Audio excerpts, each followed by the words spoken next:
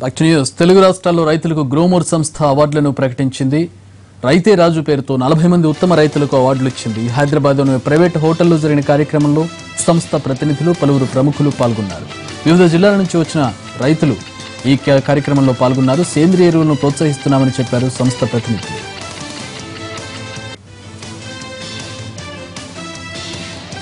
సంస్థ ఇంతకు ముందు రసాయనిక ఎరువులు మాత్రమే తయారు చేసేది. కానీ నేటి భూమి యొక్క ఆరోగ్య పరిస్థితిని బట్టి రసాయనిక ఎరువులతో పాటు సేంద్రియ ఎరువులను కూడా అందజేస్తుంది. కేంద్ర ప్రభుత్వం వారు, మన ప్రధానమంత్రి వారు స్వచ్ఛ భారత్ కార్యక్రమంలో పట్టణాల్లో ఉన్నటువంటి ఈ చెత్తనంతా కూడా సమీకరించి దాన్ని కుళ్ళిన తర్వాత మన రైతులకి, భూములకి సేంద్రియ ఎరువుగా అందజేసేటువంటి ప్రయత్నంలో గట్టి ప్రయత్నాన్ని కోరమండల్ ఇంటర్నేషనల్ వారు మొదలుపెట్టడం, 2 తెలుగు రాష్ట్రాల్లో రైతులు ఈ గ్రోమోర్ ఎరువులకి పట్టం కట్టారు. ఏ కంపెనీకి లేనటువంటి విధంగా వాడుతున్నటువంటి ప్రతి 100 బస్తాల్లో కూడా 61 బస్తాను గ్రోమోర్ ఎరువులను ఆదరించారు. 2 తెలుగు రాష్ట్రాల రైతులకి ఈ గ్రోమోర్ ఖజానా లాంటి ఎన్ని ప్రోగ్రాములు చేసినా వారి రుణాన్ని మేము తెచ్చుకోలేము. ప్రభుత్వ ఆసుపత్రిలో మరణ మృదంగం మోగిస్తున్న బాలింత మరణాలకు సెలైన్ బాటిల్సే కారణమా? సెలైన్ బాటిల్స్ లో ఇన్ఫెక్షన్ ఉందా? అందుకే బాలింతలు ప్రాణాలు కోల్పోయారా? అవునని అనుమానాలు వ్యక్తమవుతున్నాయి. బాలింతల మరణాల తర్వాత ప్రభుత్వం ఈ విషయంపై దృష్టి పెట్టింది.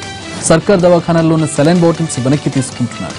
కోటి, పేట్లబుర్జు మెటర్నిటీ ఆసుపత్రిలో జరిగిన బాలింత మరణాలపై వేసిన కమిటీ ముందుగా సెలైన్ బాటిల్స్ పై అనుమానం వ్యక్తం చేసింది. వెంటనే తెలంగాణలోని సర్కార్ దవాఖానాల్లో ఉన్న 8 రకాల సెలైన్ బాటిల్స్ ను ఉపయోగించవద్దని, ఆసుపత్రిలో ఉన్న వాటిని సెంట్రల్ స్టోర్ కు తరలించాలని సర్కార్ నిర్ణయం తీసుకుంది. బాలింత మరణాలపై విచారణ ఇంకా కొనసాగుతోంది. ఇటీవల కోటి మెటర్నిటీ ఆసుపత్రిలో బాలింతల మరణాలు వివాదాస్పదమయ్యాయి. ప్రసవం తర్వాత తీవ్ర రక్తస్రావం కావడంతో 4 బాలింతలను ఉస్మానియా ఆసుపత్రికి తరలించారు. అయితే అప్పటికే వారిలో 3 పరిస్థితి తీవ్ర విషమంగా ఉండడంతో వారికి చికిత్స అందించిన లాభం లేకపోయింది. జయమ్మ, శారద, అర్చన అనే మహిళలు చనిపోయారు. మొత్తం 8 మందికి ఆపరేషన్లు నిర్వహిస్తే 4కి సమస్య తలెత్తిందని, అందులో 3 చనిపోయారని వైద్యులు చెప్పారు.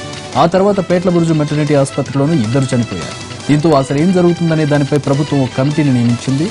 ఆ కమిటీ ప్రస్తుతం విచారణ జరుపుతోంది. జయశంకర్ జిల్లాలో జరిగిన రోడ్డు ప్రమాదంలో రైతు చనిపోయాడు. ఘన్పూర్ మండలంలోని గాంధీనగర్ క్రాస్ వద్ద బొగ్గుల లోడుతో వెళుతున్న లారీ బైకును ఢీకొట్టింది. ఈ ప్రమాదంలో బైక్పై వెళుతున్న లింగయ్య అక్కడికక్కడే మృతి చెందాడు. సమాచారం తెలుసుకున్న మృతుడి బంధువులు సంఘటనా స్థలానికి చేరుకుని బోరున విలపించారు. పెద్ద దిక్కును కోల్పోయిన తమ కుటుంబాన్ని ప్రభుత్వం ఆదుకోవాలని కోరారు మృతుడి కుటుంబ సభ్యులు.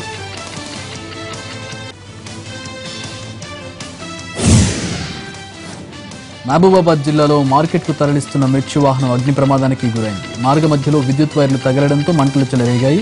ఈ మంటల్లో సుమారు 40 క్వింటాళ్ల మిర్చితో పాటు వాహనం సైతం పూర్తిగా దగ్ధమైంది. వాహనంలో ఉన్న రైతులు మంటలను గమనించి దిగడంతో ప్రాణహాని జరగలేదు. విద్యుత్ ప్రమాదంలో వారు పండించిన పంట పూర్తిగా కాలిపోవడంతో దుఃఖసాగరంలో మునిగిపోయిన రైతులు తమను ప్రభుత్వం ఆదుకోవాలని విజ్ఞప్తి చేశారు. వేసవి ప్రారంభంలోనే గొంతులు ఎండిపోతున్నాయి. బుక్కెడు నీటి కోసం బారెడు కష్టాలు మొదలయ్యాయి. ఓవైపు భూగర్భం ఎండిపోతుంది, మరోవైపు భానుడి ప్రతాపం దాహాన్ని పెంచుతుంది. సూర్య ప్రతాపానికి గుంటూరు జిల్లాలోని గ్రామాలతో పాటు నగరంలోని ప్రజలు సైతం దాహంతో అలమటిస్తున్నారు. ఇదే అదునుగా భావించిన కొందరు నీటి వ్యాపారులు లక్షల రూపాయలు గడిస్తున్నారు. అక్రమంగా కొందరు, ధరలు పెంచి మరికొందరు జనాన్ని దోచుకుంటున్నారు. ఇంత జరుగుతున్న అధికారులు మాత్రం చూస్తూ కూర్చున్నారు. ప్రజలకు మంచినీటి సరఫరా అందించాల్సిన గుంటూరు మున్సిపల్ కార్పొరేషన్ను అధికారులు పూర్తిగా ఫెయిల్ చేశారు. వేసవి ప్రారంభంలోనే పరిస్థితి ఇలా ఉంటే మండు వేసవి వస్తే తాగడానికి చుక్క నీరైనా దొరుకుతుందో లేదోనని ఆందోళన చెందుతున్నారు జనం. ఏపీ నూతన రాజధాని పరిధిలోని గుంటూరు నగరంలో నీటి దందా ఏ విధంగా ఉందో ఇక్కడ జనం అవస్థలు చూస్తే ఇట్టే అర్థమైపోతుంది. వచ్చే పంపు నీళ్ల కోసం కళ్లలో ఒత్తులేసుకుని కూర్చోవాల్సిన దుస్థితి. మరోవైపు మండు టెండల్లో సైతం నీళ్ల ట్యాంకర్ల వద్ద బారులు తీరుతున్నాయి. ఉన్న భూగర్భ జలాలను పెద్ద పెద్ద మోటార్లు పెట్టి మినరల్ వాటర్ ప్లాంట్ యజమానులు నీటిని తోడేస్తున్నారు. దీంతో చిన్న చిన్న బోర్లను తోడి చేతులు నొప్పి పెడుతున్నాయని, చుక్క నీరు రావడం లేదని వాపోతున్నారు స్థానికులు.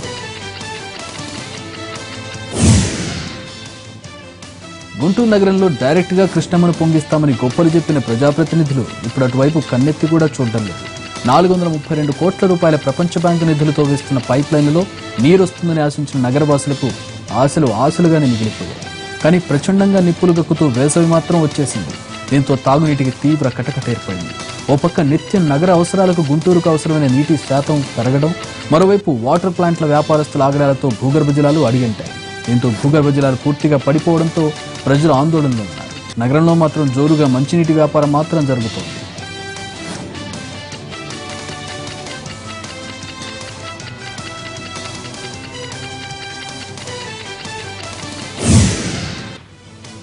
మున్సిపల్ అధికారులు సమ్మర్ యాక్షన్ ప్లాన్ చేస్తున్నామని అంటున్నారే కానీ అది ఎక్కడ అమలయ్యే పరిస్థితి కనిపించడం లేదనే ఆరోపణలు వెల్లువెత్తుతున్నాయి. అన్ని ప్రాంతాలను పర్యవేక్షిస్తున్నామని అధికారులు ప్రజలకు ఎటువంటి ఇబ్బందులు కలగకుండా చర్యలు తీసుకుంటున్నామని చెబుతూనే ఉన్నారు. అయితే ప్రస్తుత నీటి సంక్షోభానికి అధికారులు చెబుతున్న కారణాలకు మాత్రం పొంతన లేదు. ఉన్న కొద్దిపాటి నీరు ఇంకిపోవడానికి కొంతమంది వ్యక్తులు అక్రమంగా నీటిని తోడేయడమే కారణమని తేలింది. మరికొందరు నీటిని పొలాలకు ఎక్కువగా వాడడం కూడా కొరతకు కారణమంటున్నారు. ఈ విషయాలన్నీ తమ దృష్టికి వచ్చాయని వాటిపై చర్యలు తీసుకుంటామని అంటున్నారు అధికారులు. వీలైనంత వరకు ప్రజలు నీటిని పొదుపుగా వాడుకోవాలని సూచిస్తున్నారు.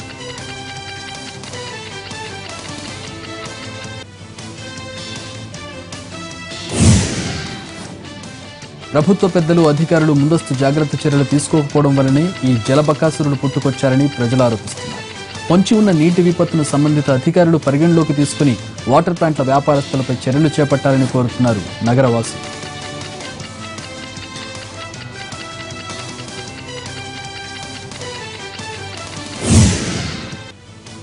అనంతపురం జిల్లా తాడిపత్రి మున్సిపాలిటీకి లిమ్కా బుక్ లో స్థానం లభించింది.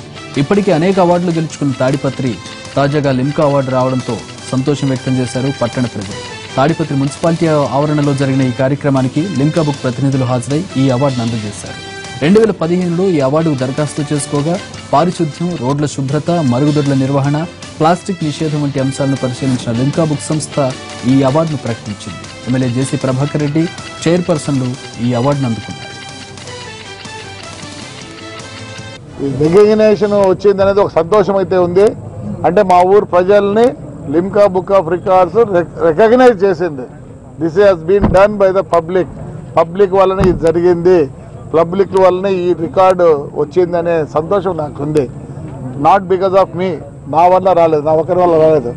ప్రతి ఒక్కరు ఈ ఊర్లో ఉండే ప్రతి ఒక్క మనిషి సహకరించినాడు కాబట్టి ఈ పొద్దు మాకు ఈ record రాగలిగింది. The people's involvement, the fact that there is no litter, the fact that you're not using plastic bags, the fact that you've got toilets everywhere, water is available, and your markets are so clean.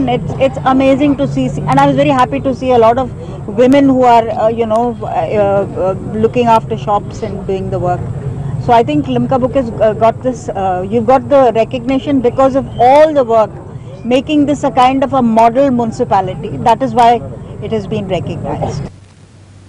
Break తర్వాత